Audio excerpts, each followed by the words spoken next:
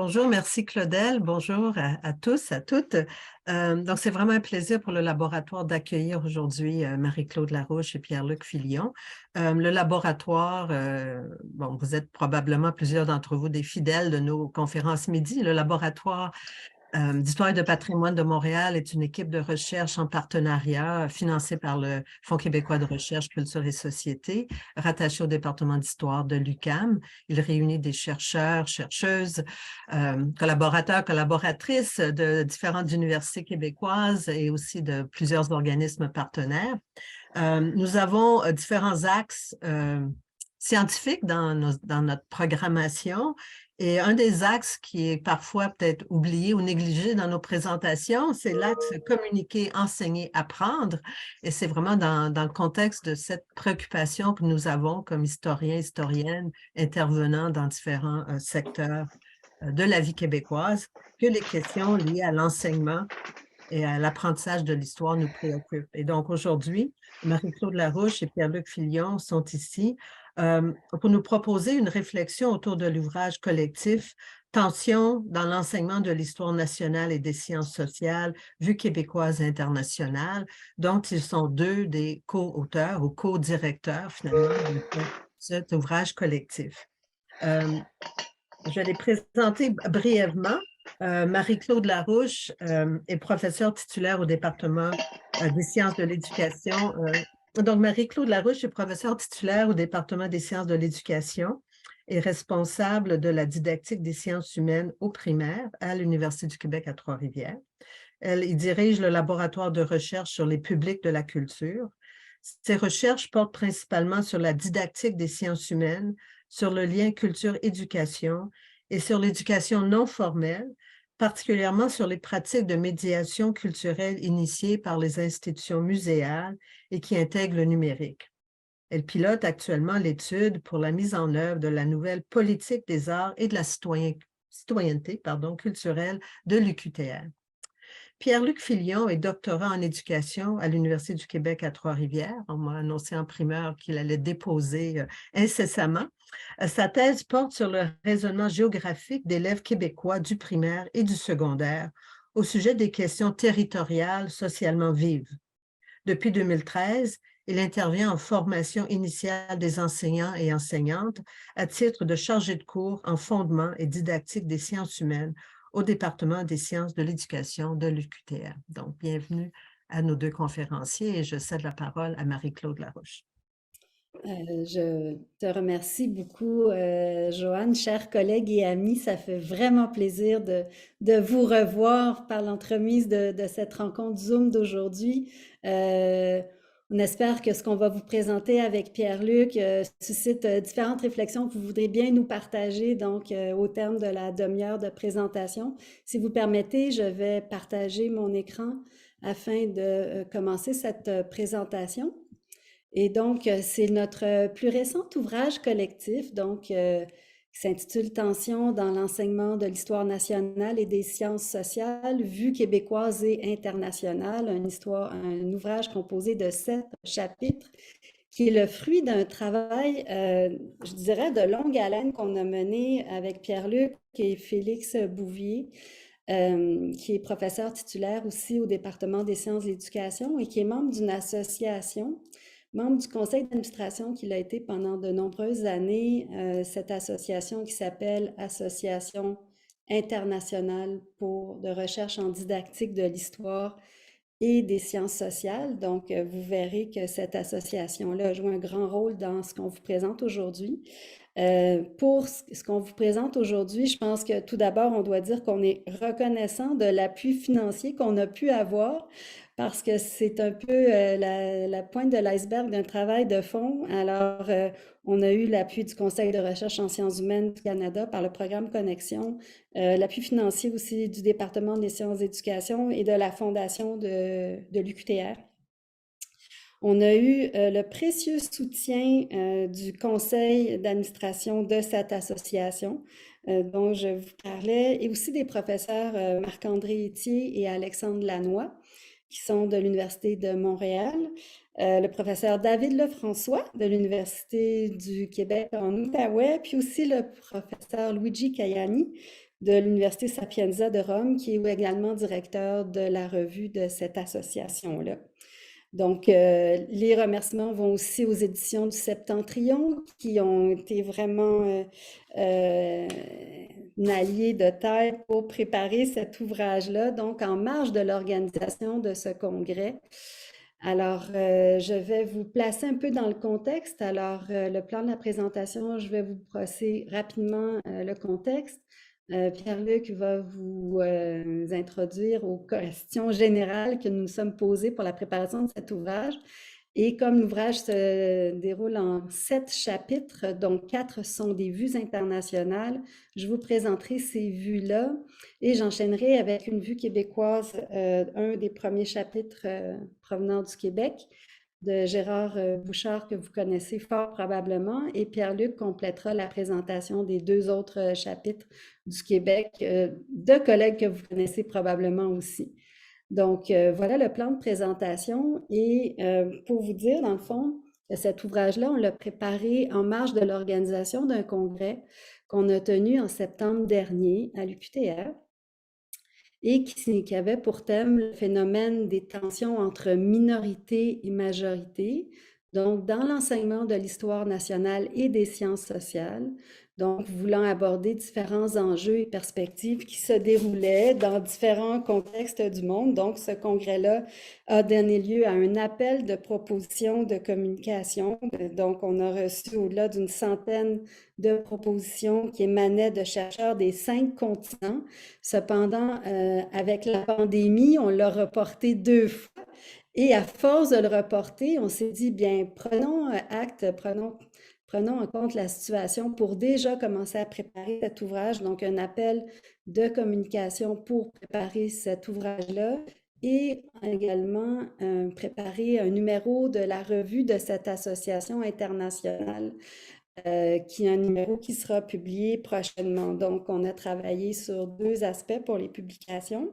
Donc, aujourd'hui, nous présentons cet ouvrage que nous avons pu lancer au congrès que nous avons tenu à l'UQTR, donc en septembre dernier.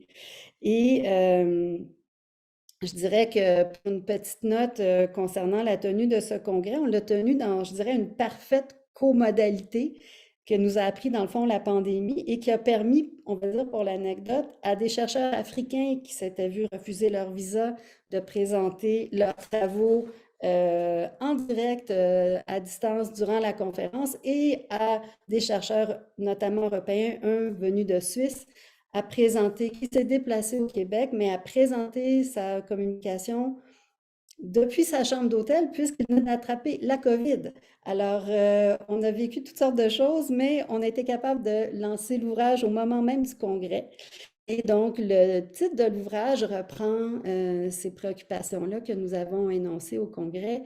Et comme l'idée de ce congrès même était venue à Félix Bouvier, l'un des co-directeurs de l'ouvrage, une idée qu'il avait lancée comme membre du CA déjà en 2017, ben vous voyez qu'on est en 2023, donc c'est au terme de 6 ans de travail qu'on peut venir vous présenter ça, alors ça fait vraiment grand plaisir. Je dirais comme entrée de jeu, pour placer un peu l'ordre de nos préoccupations, je vais les situer dans ce grand domaine des sciences de l'éducation où je vais aller reprendre les propos les propos très humanistes de Olivier Reboul, qui est un philosophe de l'éducation, qui disait que si l'éducation est à la fois ce qui unit et ce qui libère, en fait, à la fois à l'échelle individuelle, elle demeure forcément tributaire des conditions politiques, sociales et culturelles particulières à l'échelle des sociétés dans différentes configurations étatiques. Alors, quand on considère que l'éducation à l'histoire et aux sciences sociales peut servir soit d'outil d'asservissement, d'assimilation ou au contraire d'émancipation des peuples à travers le monde et en particulier des minorités, je pense que l'ouvrage qu'on va vous présenter, il va laisser transparaître certains de leurs combats pour mieux faire valoir leurs perspectives sur les questions qu'elles jugent essentielles pour leur survie identitaire. Donc, je pense que c'est ce qui rend cet ouvrage si passionnant, Parce que dans le fond, en plus, considérant qu'on se pose ces questions-ci à partir du Québec, le Québec lui-même qui représente un milieu ou un prisme fort pertinent pour développer ses préoccupations de recherche, je pense que ce que vous allez voir émanant de différents points de vue de ce qu'on allait pu constater dans 6 ou 7 pays différents, je pense que vous allez voir qu'il y a vraiment matière à réflexion. Et considérant que le Québec est lui-même une société minoritaire en Amérique du Nord, mais qui est également majoritaire par rapport à la minorité anglophone, mais aussi aux 11 nations autochtones qui sont présentes sur le territoire, puis les populations afro-descendantes, les populations issues de l'immigration. Donc, je pense que l'idée qu'avait Félix d'agiter ces questions-là à partir de notre contexte national au Québec est fort important. Et pour faire œuvre d'humilité, en même temps, on a une petite citation en exergue dans l'ouvrage qui nous vient de Jacques Curtness, d'un ouvrage qui dit «C'est le Québec qui est né dans mon pays». Alors, on est toujours la majorité ou la minorité de quelqu'un, selon l'angle dans lequel on se regarde. Alors, je vais laisser Pierre-Luc présenter les questions qui ont animé la préparation de cet ouvrage. Oui, merci Marc-Claude. Très heureux d'être avec vous également. En fait, nos préoccupations ou qu'est-ce qui a mené finalement à la préparation de l'ouvrage, c'est des questions qu'on s'est posées justement en lien avec le phénomène minorité-majorité. Et au terme d'une recension d'écrits, quand on est allé voir du côté des travaux de recherche qui ont été menés sur cette thématique-là, ce qui se dégage, c'est, si on se situe dans le contexte, c'est vraiment que dès le 19e siècle, Marc-Claude le mentionnait bien, comment l'éducation publique a été instrumentalisée à des fins patriotiques pour bâtir et maintenir les frontières des États-nations. Donc, toute la question identitaire qui était bien présente, ça s'est manifesté notamment dans les curriculums et les manuels d'enseignement de l'histoire et aussi de la géographie, où on a souhaité à travers ça, où on a vu une visée en fait plus patriotique de développer le sentiment d'appartenance à la nation. Par exemple, du côté de l'histoire, on glorifiait certains personnages historiques, certains événements associés au groupe majoritaire. Du côté de la géographie, c'était une survalorisation des ressources naturelles du territoire, des caractéristiques culturelles aussi du groupe majoritaire qu'on a pu voir à travers l'enseignement de la géographie. Bon, évidemment qu'au 21e siècle, les disciplines ont évolué, l'enseignement des disciplines a également évolué. Par contre, la question identitaire et de la construction identitaire en lien avec justement les groupes majoritaires et minoritaires demeure aujourd'hui un objet de tension au sein finalement des différents curriculums. Pourquoi? En fait, c'est que les revendications de certains groupes peuvent mener justement à ces tensions-là. Donc, on peut avoir des formes de contestation à l'égard du programme ou de revendications qui vont provenir, par exemple, de mouvements nationalistes, de mouvements féministes et également de mouvements ethniques, comme par exemple les minorités historiques. Ici, on pense aux Autochtones, également les communautés noires, mais aussi les minorités immigrées, donc qui peuvent également avoir finalement des revendications en lien avec les programmes d'enseignement. En fait, le cas du Québec, Marc-Claude le mentionnait un peu tout à l'heure, illustre bien la complexité de ce phénomène-là, minorité-majorité, au sein de son territoire. Donc, on voit, par exemple, sur le territoire québécois, une majorité francophone, une minorité anglophone, des minorités historiques, donc Inuits, Premières Nations, communautés noires qui sont également présentes, et aussi les minorités immigrées. Et en fait, le cas du Québec a cette spécificité-là d'être ce que McAndrew aborde comme étant une majorité fragile. Donc, au sein du territoire canadien, la majorité francophone devient minorité finalement au sein d'un autre espace, comme également on peut voir en Catalogne, en Belgique, en Irlande du Nord. Alors, c'est une situation assez particulière et donc l'intérêt d'aller creuser justement cet aspect-là du côté du Québec, mais également à l'international, finalement, ça permet justement d'aller voir toute la complexité de ce phénomène-là et d'aller s'y intéresser. Si on reprend également le Québec, en fait, on a même connu dans les dernières décennies des controverses entourant l'enseignement de l'histoire nationale. Alors, en lien avec les curriculums, du côté du Canada, en fait, c'est au tournant des années 90 et 2000 qu'on a vu notamment la volonté de valoriser l'identité canadienne à travers un programme d'histoire ou des éléments de l'histoire qui seraient pan-canadiens, donc une sorte d'histoire commune qu'on pourrait aller utilisé pour rassembler les gens autour de ça, d'un océan à l'autre. Donc, il y avait un peu cette volonté-là, évidemment, qui a soulevé donc controverses, là, des débats, des tensions, notamment du côté du Québec. Le Québec, on en a parlé un peu, en fait, également, puis on va en parler encore davantage en lien avec l'histoire du Québec, mais le programme d'histoire, à partir de 2006, a donné lieu à un débat, somme toute assez vif, disons-le, entre historiens et didacticiens qui a occupé beaucoup donc la place publique. Et en fait, derrière cette controverse-là sur l'enseignement de l'histoire, il y avait d'un côté cette volonté-là de transmettre une mémoire collective commune, mais également, donc, on avait d'autres positions en lien avec l'enseignement de l'histoire où on valorisait davantage un enseignement axé, par exemple, sur la pensée historienne. Et donc, il y avait également d'autres positions en lien avec tout ça qui a donné lieu, en fait, justement au débat, mais également donc au programme actuel. Donc, il y a eu une refonte du programme d'histoire du Québec et du Canada qui est en vigueur depuis 2017, si ma mémoire est bonne. Donc, un peu plus de 5 ans, donc ce programme. Alors, le Québec, finalement, illustre bien ces tensions-là, mais quelles sont les tensions en lien avec le phénomène minorité-majorité dans l'enseignement de l'histoire, notamment, l'histoire et également la géographie qui peut être interpellée par tout ça? Alors, 4 enjeux qui ressortent de la recension des écrits qu'on a menés, donc des différents chercheurs, justement, qui se sont intéressés à cet aspect-là. D'abord, quelle histoire enseigner à l'école? Donc, une des questions ou un des enjeux importants qu'on peut voir, c'est l'idée de trouver un enseignement d'histoire qui va avoir des références communes permettant à tous les groupes culturels de se reconnaître, mais sans diluer l'histoire nationale, donc l'histoire qui a généralement été associée au groupe majoritaire. Et donc, comment finalement trouver cet équilibre-là?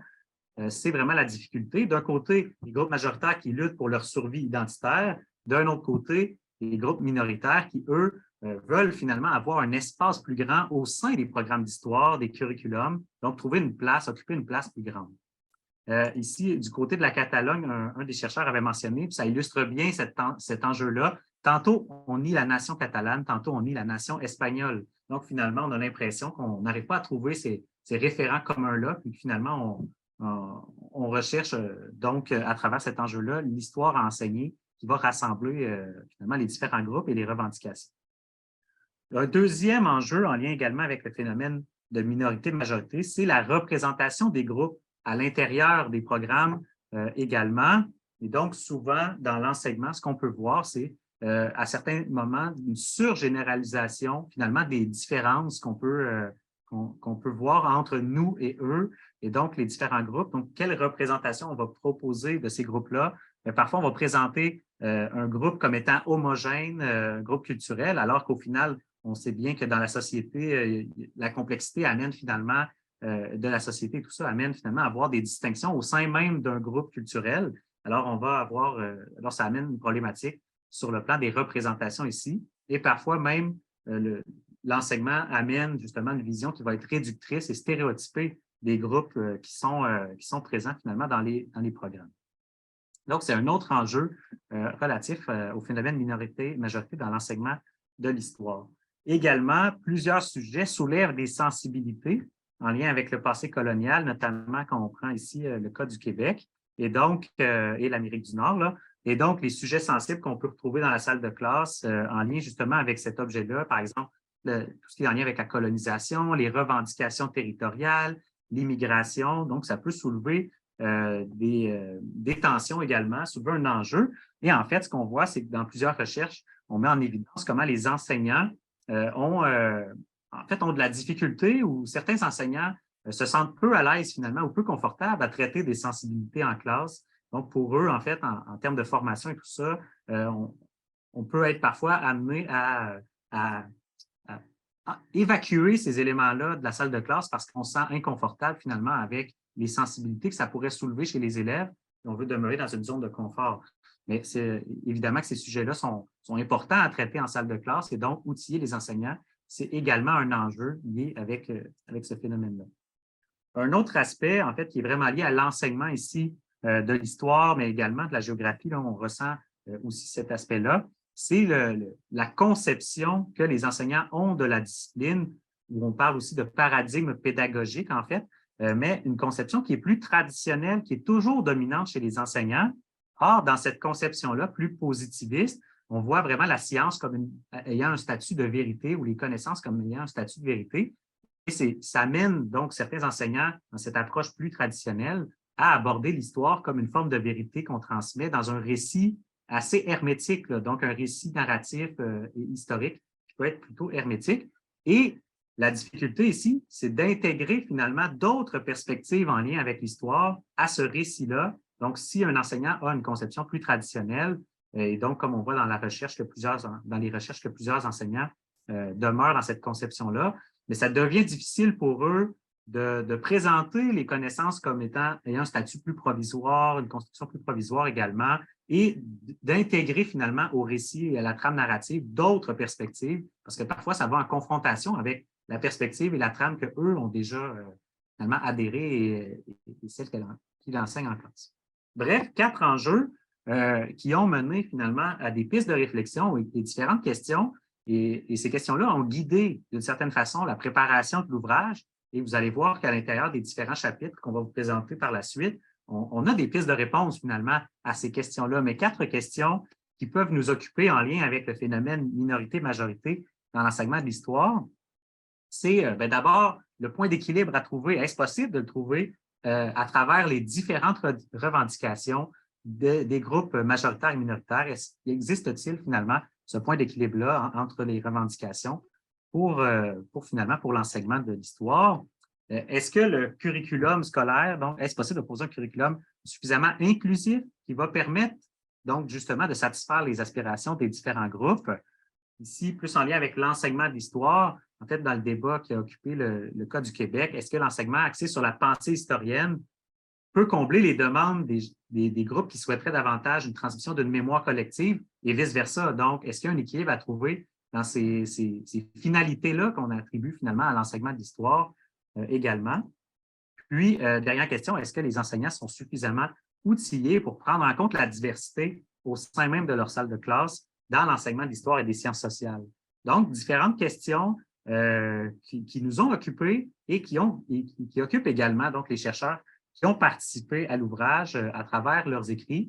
Et donc, un ouvrage de 7 chapitres, comme Marc-Claude le mentionnait, s'intéresse, qui a une portée donc autant sur le plan de l'enseignement au Québec, mais également à l'international. Donc, Marc-Claude, je vais te laisser présenter. Donc, on va vous présenter finalement les différents chapitres de façon succincte, évidemment. Là. Voilà.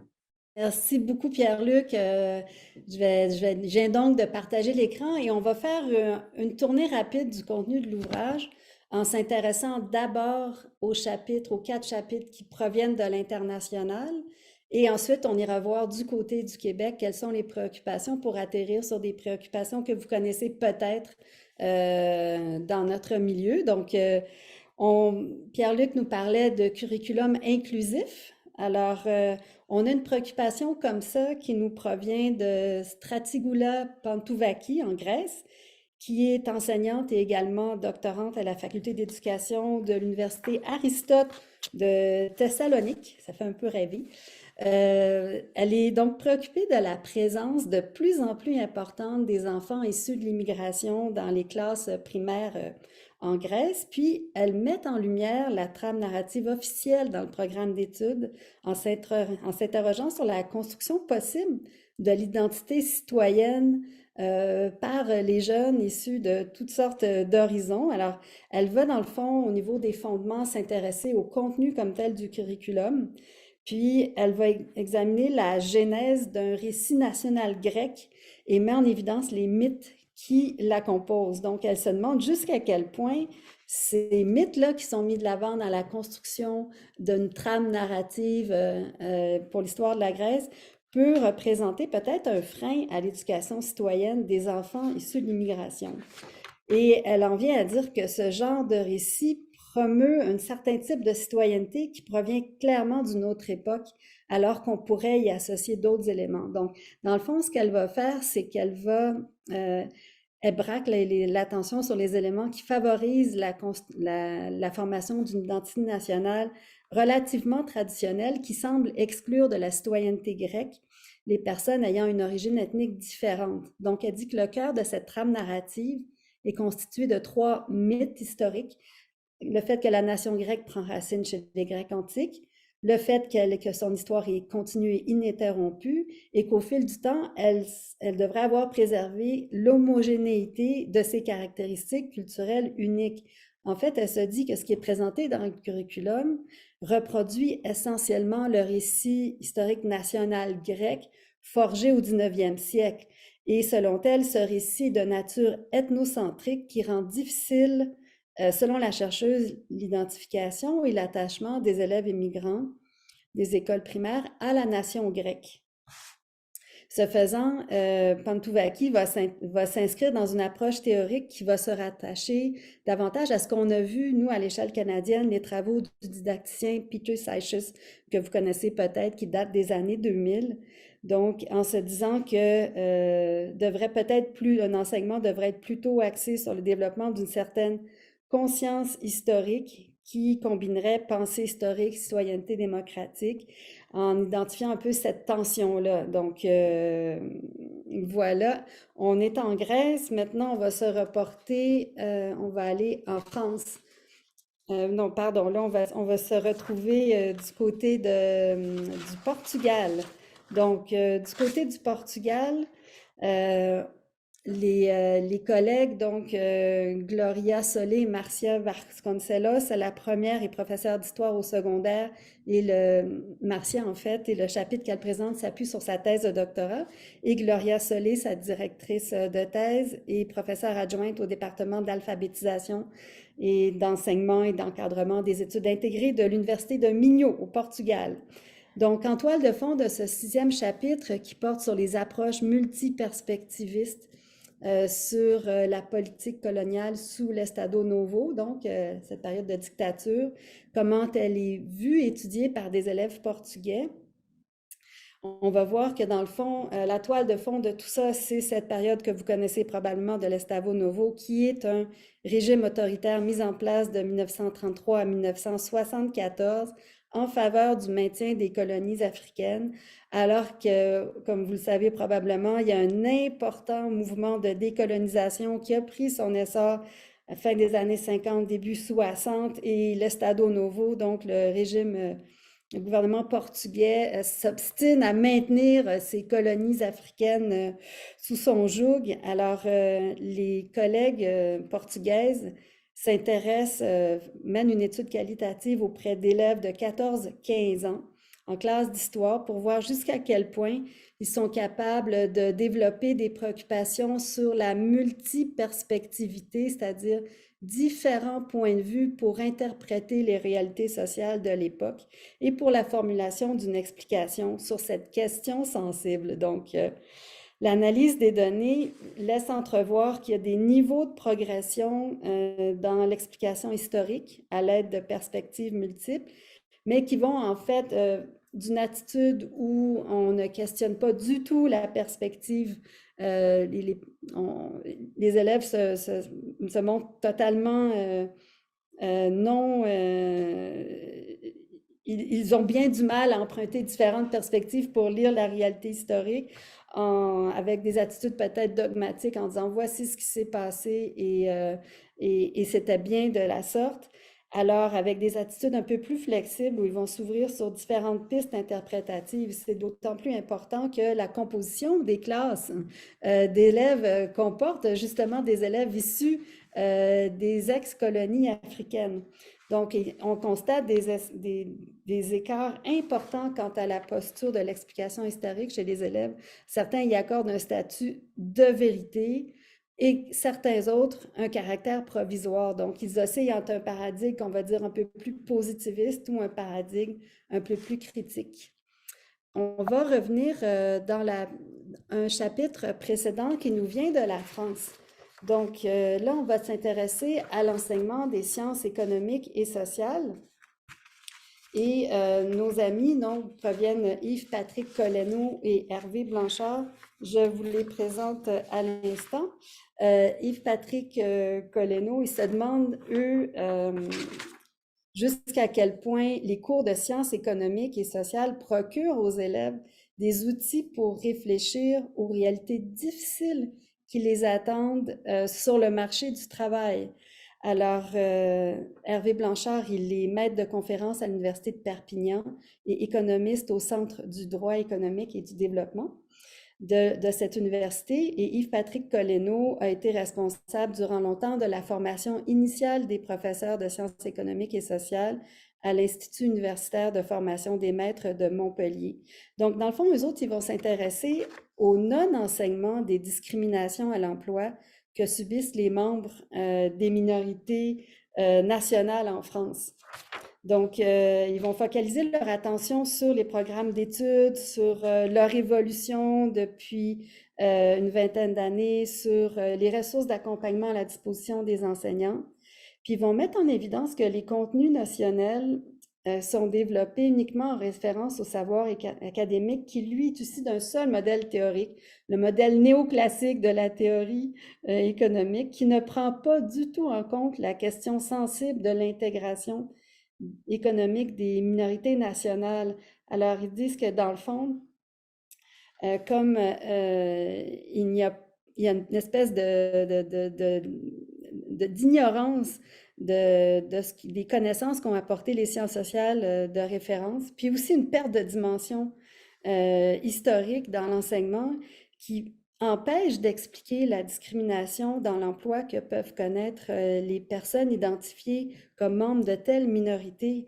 Puis il dit que ça, pourtant, l'état des savoirs théoriques en économie politique et en sociologie permettrait d'en chercher l'explication dans une dynamique de l'accumulation du capital qui ouvre à la fois les frontières à l'immigration et qui en même temps bloque l'accès des populations immigrées au plein emploi dans les pays d'accueil. Donc, ils y voient un problème important alors que les étudiants de ces classes-là sont composés souvent des différentes minorités et ces minorités nationales proviennent donc souvent des pays qu'a colonisé la France. Alors, des paradoxes intéressants donc en classe de sciences économiques et sociales. Maintenant, on va s'en aller du côté de l'Argentine. Alors, en Argentine, les travaux nous viennent d'une chercheuse aguerrie qui s'appelle Graciela Maria Carbone, qui, elle, va s'intéresser au contenu des programmes d'études et aux manuels pour l'enseignement de l'histoire en s'intéressant particulièrement à ce qui est proposé comme à l'étude des peuples autochtones et des migrants qui procurent des éléments intéressants selon elle pour l'éducation à la citoyenneté. Alors, cette professeure émérite à l'Université nationale de Luján, elle est membre du Centre d'études en histoire de l'éducation argentine récente à la Faculté des sciences humaines et des arts de l'Université nationale de Rosario. Donc, elle s'intéresse à la question de l'altérité et de la formation citoyenne. Elle y voit un intérêt parce qu'elle dit que lorsqu'on s'intéresse à ces questions, ça renforce les capacités critiques et l'engagement social de chacun. Alors, elle va déployer son analyse selon 3 périodes qui sont liées à cette période où l'Argentine a fait une transition vers la démocratie. Donc, autour des années 1980 jusqu'à nos jours. Alors, il y a 3 périodes qu'elle distingue qui sont liées à l'intérieur de ça, à l'essor, à différentes réformes des programmes d'études et à la formulation des noyaux d'apprentissage prioritaires. Donc, chaque transformation dans le système d'éducation a donné lieu à de nouveaux manuels pour chacune des périodes et elle va voir que progressivement, ils veulent y avoir une mise à jour progressive des approches disciplinaires que l'on constate dans les manuels en accord avec ce que nous appelons les disciplines de référence des sciences sociales. Alors, s'intéresser, donc favoriser les modes de raisonnement propres aux disciplines et non pas la mémorisation de différents contenus. Alors, elle voit que le matériel qui est proposé dans les manuels permettent aux élèves d'utiliser différentes techniques qui sont liées à l'apprentissage dans ces disciplines-là et que les contenus qui sont proposés sont beaucoup plus variés et font graduellement une plus grande place aux questions autochtones et aux questions de l'immigration. Et selon elle, ce qu'elle voit donc dans les 30 dernières années, elle voit que c'est de bon augure pour la formation citoyenne. Elle dit que la prise en compte des interrogations des différentes, dans les disciplines de référence, des interrogations de recherche, des techniques d'enquête et des différentes sources peut donner lieu à un approfondissement intéressant des apprentissages. Et puis que maintenant, les maisons d'édition sont soucieuses de présenter justement des questions sensibles qui peuvent faire surgir les différents conflits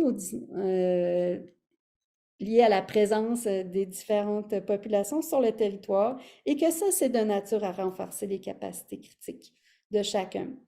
Donc, je vais ensuite, ça conclut ce tour international et on va s'en aller maintenant du côté du Québec avec un auteur que vous connaissez tous et toutes fort probablement, qui est Gérard Bouchard, donc historien, sociologue, écrivain, professeur émérite à l'Université du Québec à Chicoutimi, qui, lui, se saisit de cette question que me posait tout à l'heure Pierre-Luc en disant quelle histoire enseigner, comment trouver un meilleur équilibre entre les différentes fractions qui composent la population, reprenant un peu les préoccupations de Jocelyn Letourneau, énoncées en 2013.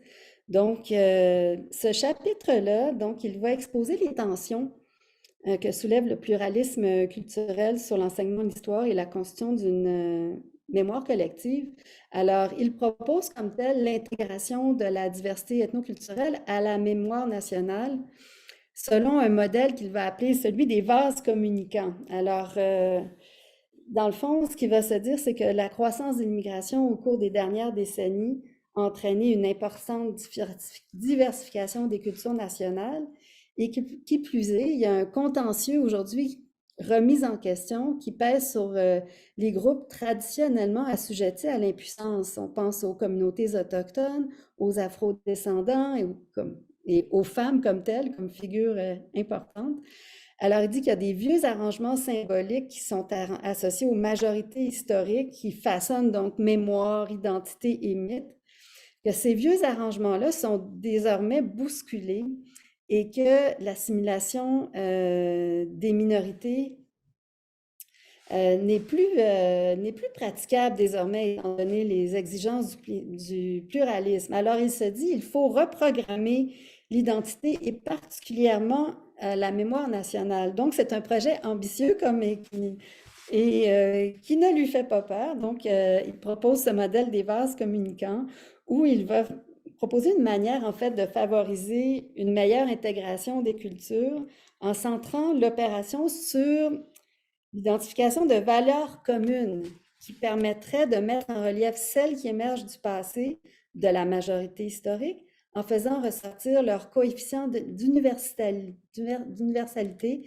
et donc de transférabilité et faisant ainsi le fondement d'une véritable culture ou identité nationale qui se nourrirait d'un rapport intégré au passé. Il dit cette méthode pourrait peut-être s'appliquer dans différents contextes nationaux. Clairement, dans notre ouvrage, il expose un peu les prémices de sa réflexion qu'il va développer dans un ouvrage à paraître prochainement aux éditions Boréal et qui va s'intituler justement l'histoire nationale.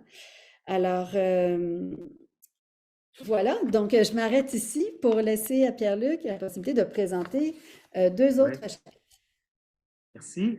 Donc, oui, deux derniers chapitres qu'on vous présente et après, ce sera donc l'occasion d'écouter vos questions, vos commentaires aussi sur la présentation sur l'ouvrage.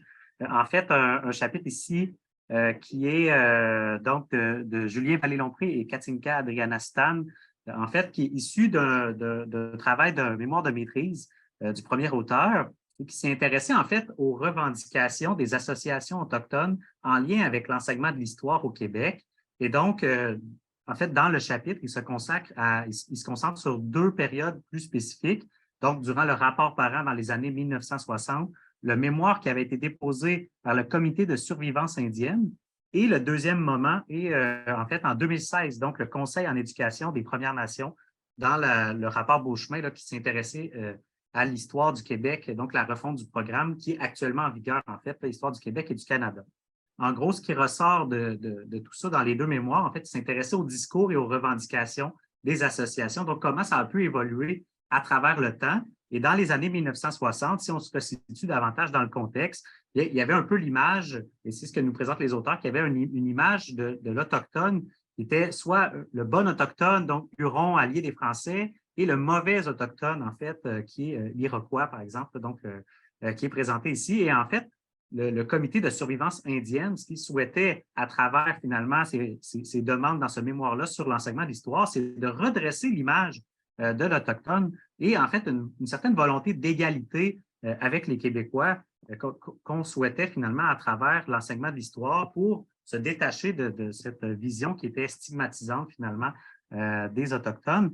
Je vous cite deux extraits là, qui illustrent bien les revendications qu'on avait dans les années 1960. Et on resitue dans le contexte, c'est vraiment en 1960 aussi. Là, parfois, avec les termes employés, vous allez reconnaître aussi cette période-là. Là. Donc, c'est vraiment des citations qui datent de cette période-là. Donc, la première, nos manuels en général renferment trop de termes offensants ou injurieux envers la race indienne, tout aussi bien que la race anglaise, et sont jusqu'à un certain point déformateurs pour nos propres enfants. Car je vous disais, on resitue dans le contexte, c'est les termes employés ici, là.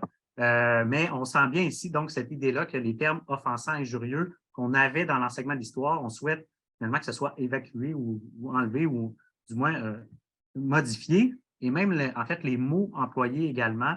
Une deuxième citation qui évoque ces revendications-là. Les mots sauvages, massacre, barbare devraient être bannis et remplacés par des expressions plus réalistes, telles que bataille, culture différente, indien ou non-indien. Donc, finalement, on sent bien derrière finalement les revendications. En fait, cette volonté-là, finalement, de proposer une vision ou de redresser l'image qu'on propose des Autochtones à travers l'enseignement de l'histoire dans les revendications des années 1960. Maintenant, en 2016, donc dans les revendications du Conseil en éducation des Premières Nations, ce qu'on voit vraiment ici, c'est toujours la question des mots, des termes employés, du langage qui est là. Par exemple, privilégier le terme autochtone et Premières Nations et même le nom finalement des nations plutôt que amérindien. Et donc, ce qui avait donné lieu également à un changement finalement dans le programme, dans même certains manuels, en fait, qui avaient été réédités par la suite au terme de tout ça. Également, en fait, on souhaite une plus grande reconnaissance du rôle des Autochtones, par exemple, dans les conflits armés, conquêtes, la guerre de 1812, les deux guerres mondiales. On souhaite également que les conséquences néfastes des actions européennes et occidentales sur les Autochtones soient davantage traitées dans les programmes.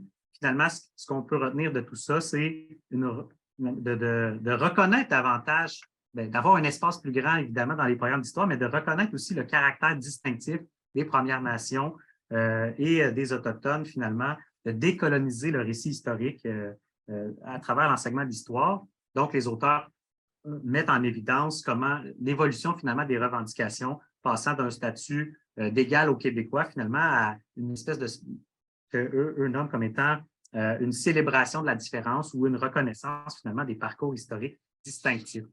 Donc, essentiellement, c'est ce qu'on peut retenir de cette contribution-là dans l'ouvrage. Également, une dernière ici que je vous présente, Duquette, qui est professeur ici au Québec, mais également avec ses collègues Lindsay Gibson et Jacqueline Layton, qui sont respectivement en Colombie-Britannique et en Alberta. Donc, une contribution ici plutôt canadienne où on s'intéresse aux distinctions qu'on peut voir sur le plan de l'importance historique qui est accordée, en fait, une comparaison qu'on peut voir sur l'importance historique qui est accordée aux événements en lien avec l'enseignement de l'histoire par des enseignants francophones et anglophones. Donc, la question qui guide les auteurs ici, sommes-nous face à deux solitudes au sein du Canada, entre francophones et anglophones, donc en lien avec l'importance accordée aux événements historiques. Et donc, à travers un questionnaire en ligne, on a eu 270 répondants, majoritairement anglophones, mais aussi des francophones. On s'est intéressé aux facteurs qui vont influencer les choix des événements par les enseignants. Donc, qu'est-ce qui va les amener à privilégier un événement plutôt qu'un autre, en fait, dans le choix des événements? Et les facteurs historiques, donc, demeurent les plus importants parce que l'événement est important pour comprendre le présent, a un impact sur la société, l'évolution de la société. Donc, c'est majoritairement les facteurs qui sont mis en évidence. une distinction qu'on peut voir entre francophones et anglophones en lien avec ces facteurs-là qui influencent les choix des événements, c'est eux ont nommé ça le facteur pédagogique. En fait, le fait que dans le programme de formation, on va retrouver cet événement-là. Mais pour les francophones, ça occupe une place importante pour eux dans le choix aussi des événements. Moins chez les anglophones, cette fois-ci, on voyait bien une distinction.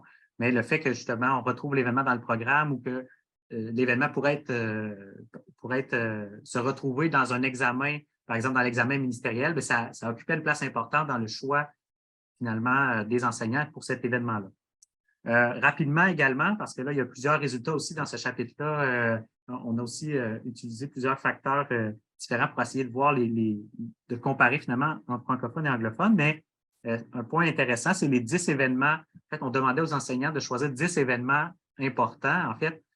Et entre francophones et anglophones, on voit une certaine ressemblance sur le plan des événements qui ont une envergure mondiale, donc les Premières, Deuxième Guerre mondiale, évidemment, et aussi en lien avec le Canada, par exemple la Constitution canadienne ou la Fondation du Canada.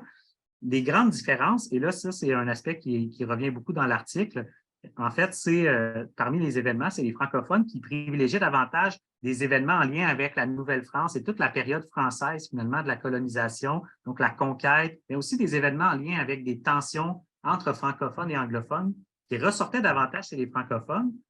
Du côté anglophone, les autres événements qui, pour eux, étaient importants ou le plus important, étaient liés à l'histoire des Autochtones, la loi sur les Indiens, les pensionnats et l'histoire des femmes également, qui ressortaient beaucoup. Alors, somme toute, en guise de synthèse dans les résultats de ce chapitre-là, qu'est-ce qui ressort? C'est vraiment, en fait, ça amène les auteurs à réfléchir justement à cette distinction-là entre francophones et anglophones et en fait, comment les francophones demeurent tout de même ou accordent encore beaucoup d'importance au récit qui a été traditionnellement enseigné et où la Nouvelle-France occupe une place importante, tandis que du côté anglophone ou canadien, en fait, on est beaucoup du côté justement de l'histoire des Autochtones et des conséquences négatives que ça a pu avoir, ces événements-là. Bref, plusieurs résultats aussi abordés là, que je n'ai pas évoqués dans ce chapitre-là, mais qui donnent un portrait finalement de la comparaison entre enseignants francophones et anglophones. Et donc, ça fait le tour finalement des chapitres qui se retrouvent dans l'ouvrage. Bon, évidemment, on a dressé un portrait rapide de ces différents chapitres-là. On a voulu ressortir ce qui était un peu le plus important dans tout ça. Mais à travers ça, en fait, ce qu'on peut retenir, c'est vraiment que toute la question du pluralisme occupe pour les auteurs une place importante dans leur réflexion, pour nous également, assurément, et que notre ouvrage amène des réflexions, amène des pistes, des contributions par rapport à ça, mais plusieurs questions demeurent encore importantes à se poser, donc en lien avec justement le pluralisme et la place que vont occuper les différents groupes au sein de l'enseignement de l'histoire. Voilà, je ne sais pas si Marc-Claude, tu avais un point à ajouter. Non, je pense que merci beaucoup de votre attention. On a peut-être pris un peu plus de temps qu'on pensait, donc on vous écoute. Oui, donc on vous invite soit à poser vos questions dans le clavardage, ou sinon vous pouvez lever votre main puis prendre la parole directement. Je pense que ça va peut-être être plus simple vu qu'il est déjà 12h53. Oui. J'aurais peut-être une question pour amorcer la discussion. Dans l'introduction, vous parliez, je ne me rappelle plus qui, la question de en fait, de la situation particulière du Québec, Oui. le phénomène d'être majorité, mais en même temps minorité. Et vous évoquiez certaines comparaisons avec, par exemple, la Catalogne en Espagne ou l'Irlande du Nord, etc. Est-ce que dans les personnes qui ont contribué à votre ouvrage, il y avait à l'échelle internationale, est-ce qu'il y avait des cas où ce même enjeu était posé? Aussi, excuse-moi. Ben, déjà là, dans l'ouvrage comme tel,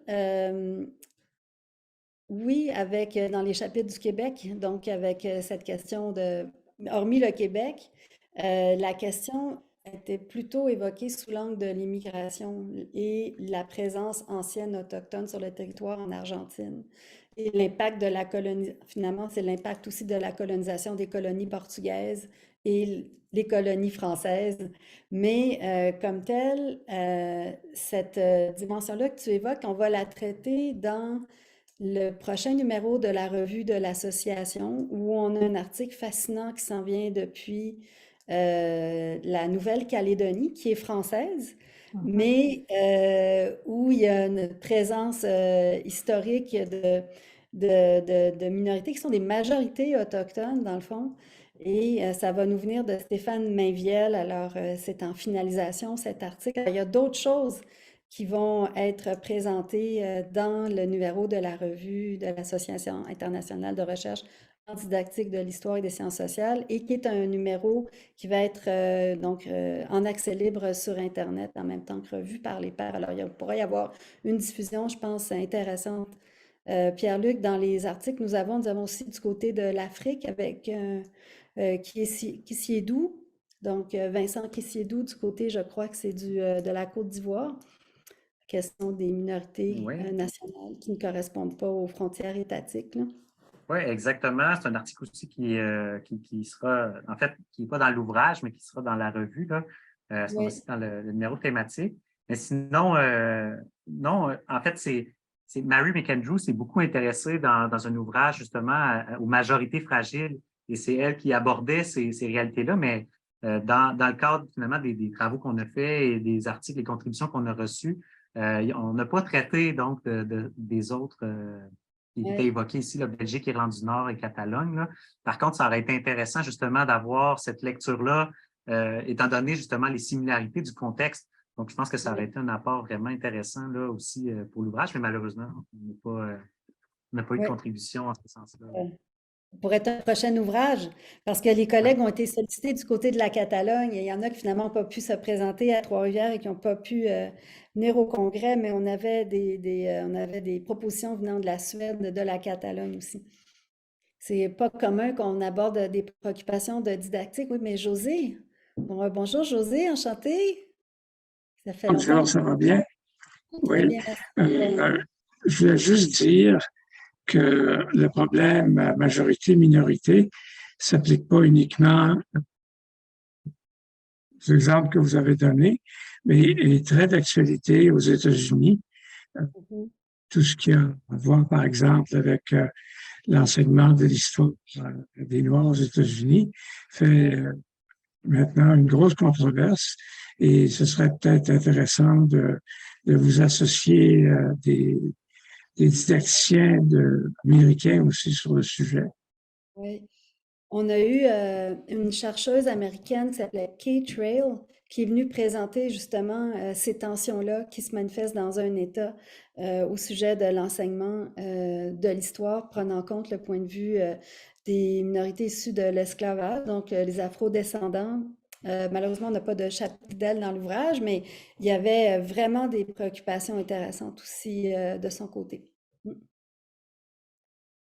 Je suis entièrement d'accord que le phénomène minorité-majorité, en fait, c'est pas uniquement justement le Québec et les autres, là. Assurément que toute cette logique-là, en fait, on voit par exemple en Grèce aussi, c'est le pluralisme finalement qui devient, qui amène ces tensions-là en lien avec la situation qui est présentée. Donc finalement, c'est- en fait, tout État ou tout endroit où on se questionne et qu'il y a en fait, la présence de groupes culturels différents avec peut-être des préoccupations différentes, justement, bien, ça soulève ces tensions-là. Ça s'applique finalement à l'objet de ce qui nous a intéressés ici. Mhm. Puis nous, il y a quelque chose qu'on poursuit, je peux peut-être le dire pendant qu'on est en discussion là-dessus. On a organisé au Congrès une table ronde avec des représentants de 3 nations autochtones, donc du côté Atikamekw, Anishinaabe, et puis aussi du côté du Conseil de la Nation, du Conseil en éducation pour les Premières Nations, donc représentant Innu, mais qui intervient sur plusieurs communautés. Puis on est en train de préparer, on a fait une table ronde sur comment se repense l'enseignement de l'histoire dans leur communauté.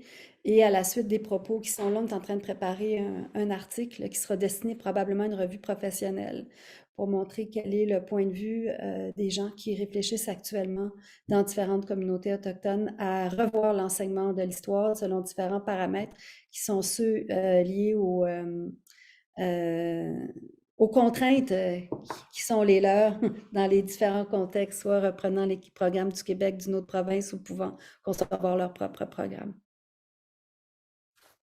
On aurait une question de Georges Lemieux. Oui. Oui, bonjour tout le monde. Alors, Georges Lemieux, un ancien du laboratoire il y a quelques années. Je salue Joanne et maintenant au ministère de l'Éducation. Donc, je suis curieux un peu de, vous avez évoqué un peu les consultations de 2016, vous avez parlé rapidement du nouveau programme, mais comment ce nouveau fameux programme d'histoire du Québec et du Canada est-il perçu par les spécialistes en termes de place qu'il accorde à la diversité et à la prise en compte des minorités de différentes natures que compose le Québec? Grosse question. Oui, c'est une excellente question, en fait. Puis, je ne sais pas, Marc-Claude, d'abord, si... Vas-y. Oui. En fait, c'est sûr que comment il est perçu, je peux difficilement répondre à cette question-là au sens où, bon, j'ai pas vu forcément des recherches là-dessus. Je sais que pour avoir parlé aussi avec quelques enseignants et tout ça, bon, plusieurs ont accueilli, notamment, en fait, un des changements importants, c'était la trame chronologique, là, donc enlever la trame thématique rapidement. Là, avant, c'était, bon, secondaire 3, en fait, faisait l'ensemble de l'histoire, en fait, chronologique, et après ça, revoyait un peu les contenus de façon thématique. Je sais que ce changement-là a été énormément apprécié là, par plusieurs enseignants. Après, par rapport aux différents groupes, je pourrais pas répondre à cette question-là. J'ai pas vu de recherche de travaux qui ont donné lieu et qui se sont intéressés à tout ça. Je sais par contre que derrière cette logique-là, en fait, de programme, de demande, par exemple, si on va du côté des Atikamekw qui sont en train de repenser justement leur programme scolaire et vouloir intégrer davantage l'histoire finalement des Atikamekw à travers tout ça. Donc, je sais que ça demeure une préoccupation assez importante là, de leur côté. Alors, évidemment, ce seraient les meilleures personnes, les mieux placées pour pouvoir juger du programme et donner leur avis sur tout ça aussi également. Mais en fait, il y a plusieurs modèles qu'on peut voir à travers le Canada. Exemple, en Alberta, où on a assis à la table donc des représentants des Autochtones, également les francophones et des anglophones. Donc, pour bâtir un programme qui allait rassembler finalement ces différents groupes-là. Du côté de l'Ontario, on a des programmes différents, francophones et anglophones, donc avec un certain pourcentage de référents communs et tout ça. Donc, il y a plusieurs façons de voir finalement le curriculum ou la conception du curriculum, mais par rapport à la question précise, fort intéressante. Malheureusement, je n'ai pas de réponse à cette question-là. C'est juste une question de savoir si ça avait été mentionné dans le colloque ou dans les textes ou dans les travaux à venir. C'est vraiment une question. Ben oui, non, mais c'est une excellente question. Hein. Marc-Claude? Ce qu'on comprend de par les réactions que ça suscite ou pas, c'est qu'il y a j'ai l'impression, mais ça c'est une impression et c'est pas fondé scientifiquement, puis on n'a pas fait d'études sur le sujet, Monsieur Lemieux, malheureusement, mais qu'il y a quand même une plus grande adhésion à ce programme-là, formulé donc 2016-2017, que le précédent programme d'histoire qui s'appelait d'histoire et Éducation à la citoyenneté. Éducation à la citoyenneté de 2006. Mais forcément, on voit que du point de vue des historiens, je pense à Yvan Lamonde qui a donné un éclairage fort intéressant sur différents aspects au niveau différents contenus présents sur le 19e siècle, qu'il y a différentes façons de voir qu'il y a une mise à jour d'informations qui, sur le plan historique, pourrait être encore intéressante à faire par rapport au programme de 2016-2017, mais à tout le moins, j'ai l'impression, mais c'est une impression qu'il fait davantage consensus que celui de 2006. Merci. Est-ce que vous travaillez à ce programme-là en particulier? Non, pas directement. Moi, je suis plus du côté de l'éducation interculturelle, donc c'est pour ça que je posais une question précise là-dessus. Mais c'est sûr qu'il y a dernier commentaire, je pense que c'est vraiment intéressant comme événement aujourd'hui. Je trouve ça bien que vous vous intéressiez à ces questions-là, mais il y a énormément de besoins de formation de la part du personnel scolaire. Donc, je vous encourage à aller dans ce sens-là également. Je pense que les profs d'histoire sont friands Ouais. de formation continue. Et Donc, vous pensez en particulier à cette question la place des minorités, les questions sensibles? oui, les Euh, questions sensibles, effectivement, la oui, question des pensionnats, la question oui, de comment aborder les questions liées au exact. colonialisme, je veux dire, Oui, c'est des sujets explosifs, puis c'est très exact ce que vous avez mentionné en introduction, c'est-à-dire que souvent, par peur de heurter des sensibilités ou créer des crises, les profs vont malheureusement esquiver ces questions-là. C'est pour ça que notre direction, on a soutenu un projet assez important de guide oui, pour l'enseignement des génocides, ben entre oui, autres avec notre collègue Sylvane Hirsch et puis et Sabrina Sabrina Moisan aussi de Moisan, ouais, de Sherbrooke. Sherbrooke, avec Oui, donc c'est nous qui oui, avons soutenu ce projet-là, oui. exactement dans ce but-là. Donc, il y a d'énormes besoins dans le réseau scolaire pour Mhm.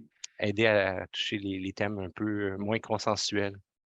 Dans la question de la formation, j'ai eu la chance d'assister à l'automne dernier à la remise des prix du gouverneur général pour l'enseignement de l'histoire, là, ce que la Société d'histoire nationale du Canada promeut. Oui. Puis, il y a une dizaine de prix donnés à des enseignants primaires, secondaires pour la créativité dans les activités pédagogiques proposées aux étudiants. Puis, je dirais que la majorité des projets qui ont été récompensés étaient des projets qui touchaient à des questions sensibles.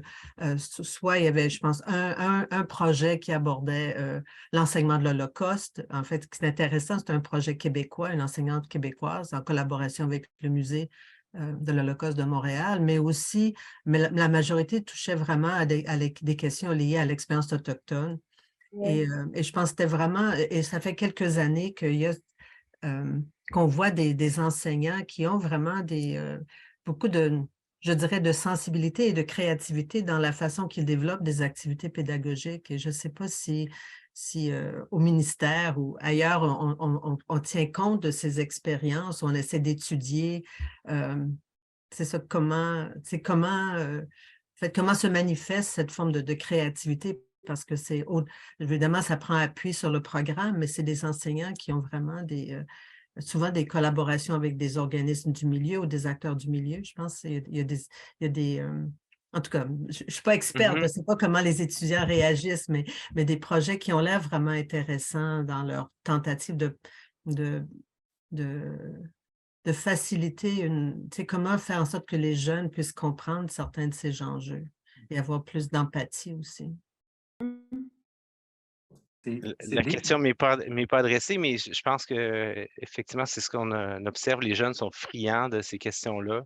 Il y a énormément de demandes, puis les profs sont parfois dans les départements didactiques de l'histoire, c'est peut-être un peu plus traditionnel comme approche en général. En fait, c'est pas une question, je m'exprime pas correctement, mais c'est juste qu'il y a tellement de diversité dans les salles de classe versus dans les départements d'histoire que les perspectives parfois ont besoin d'être ajustées. Mais pour ce que tu disais, Joanne, c'est le ministère en tient compte, mais plus via des tables de conseillers pédagogiques en univers social et qui sont au premier plan là, pour la consultation, pour la révision des programmes, qu'on souhaite faire de plus en plus en continu, et puis aussi en établissement des processus, entre autres avec la Commission pour l'éducation des Premières Nations, pour prendre en compte les perspectives autochtones. Ça fait partie de vers où on veut s'en aller. Ouais.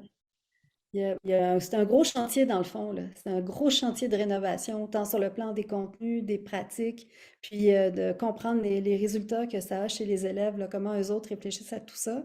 Puis la multiperspectivité, on voit que c'est un concept qui est vraiment très en vogue là, d'un contexte national à l'autre, là, pour que ça rentre en salle de classe, puis qu'on apprenne à regarder le passé avec différentes lunettes, différentes approches pour comprendre les intérêts en jeu. Donc, je pense que l'ouvrage qu'on a présenté permet de voir un peu comment que ça s'articule, ces préoccupations-là, dans différents contextes, mais c'est vraiment que la toute pointe de l'iceberg, là, il y a tellement de travaux qui se font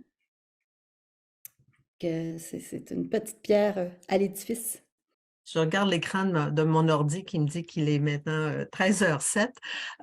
Donc, j'aimerais vraiment remercier Marie-Claude et Pierre-Luc pour leurs interventions. C'est un sujet vraiment important. Puis je pense que ce serait intéressant de poursuivre parce qu'évidemment, ce sont des questions qui concernent beaucoup les musées d'histoire aussi. Puis on voit qu'il y a une réflexion dans les musées, donc ça pourrait être intéressant de poursuivre puis peut-être de croiser ces regards entre historiens, didacticiens puis muséologues. Merci encore d'avoir été avec nous et merci à Marie-Claude et à Pierre-Luc pour une présentation vraiment intéressante.